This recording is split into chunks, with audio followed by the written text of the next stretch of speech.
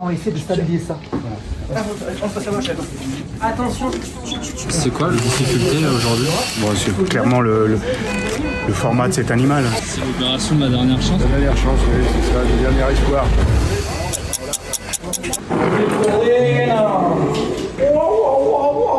Oui, on va lui faire des piqûres pour le sédater, pour l'endormir, pour l'emmener au bloc opératoire. Ça va prendre 10 minutes, un quart d'heure, 20 minutes pour qu'il s'endorme.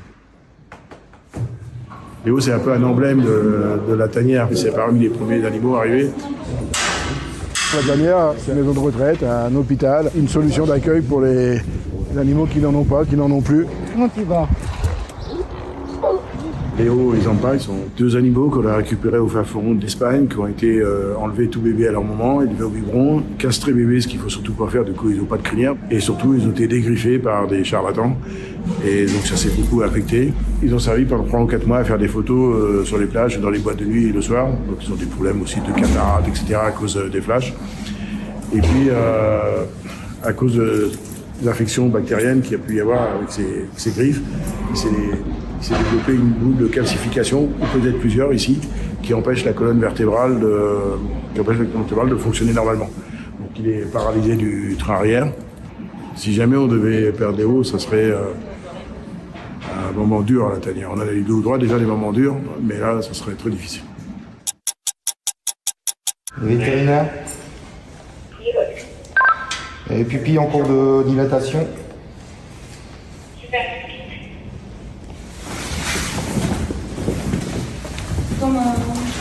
Guarda che sta ancora un po'. Sì, sì, attenzione. Ancora non è proprio. La parte, siete fatti? Sul piano? Come si va?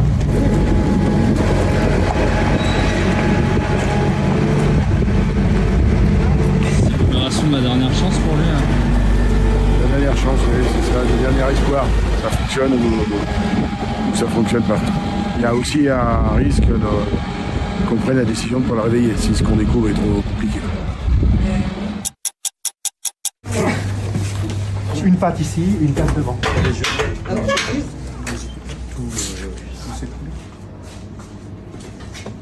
Là, on est en train de faire le temps qu'on appelle préopératoire. Donc, on l'intube, on pose des cathéters. Donc, l'idée, c'est qu'on stabilise toutes les voies d'accès, aussi bien veineuses que aériennes, pour l'anesthésie, pour justement, au cas où, en urgence, pouvoir le rendormir ou le réveiller s'il y a un souci.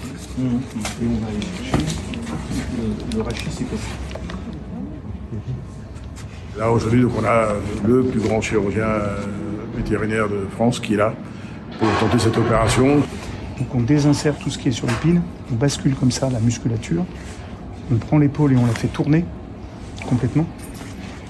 On désinsère le gros muscle rhomboïde là, qui maintient l'épaule dans sa partie haute. Hein. Et donc du coup, la scapula étant libre, on peut la basculer comme ça. Et là, ça permet d'arriver sur le rachis par voie latérale, mais sur un animal de ce poids-là qui est d'une longueur incroyable. Mais par contre, il y a un post-opératoire où l'animal ne se sert quasiment pas de sa patte avant. Mmh.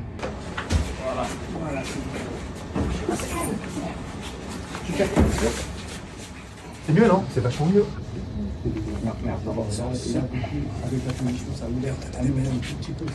Ah oui. Attention, si j'ai envie de taper dedans.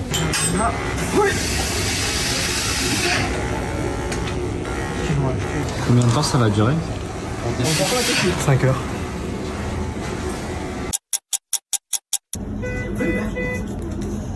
Normalement, à 99% de chance, il sera réveillé. Bon, après, ça, voilà, c'est une très très grosse intervention. Avec Moissonnier, bon, on a été tout à fait clair. Il m'a dit en fonction de ce que je vais voir et de ce que. Il m'a dit, je vous le dirai. Mais voilà. Après, c'est une première. Hein. L'opération s'est formidablement bien passée. 6 heures sur la table, plus 1 heure endormi un peu avant, après. Donc là, il se réveille tranquillement, il fait un peu des rêves, des cauchemars, il ne souffre pas, il est sous morphine. On espère que demain, il va se rasseoir.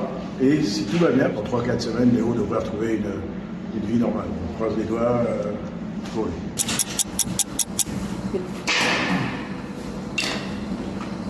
Bravo piccolino, bravo.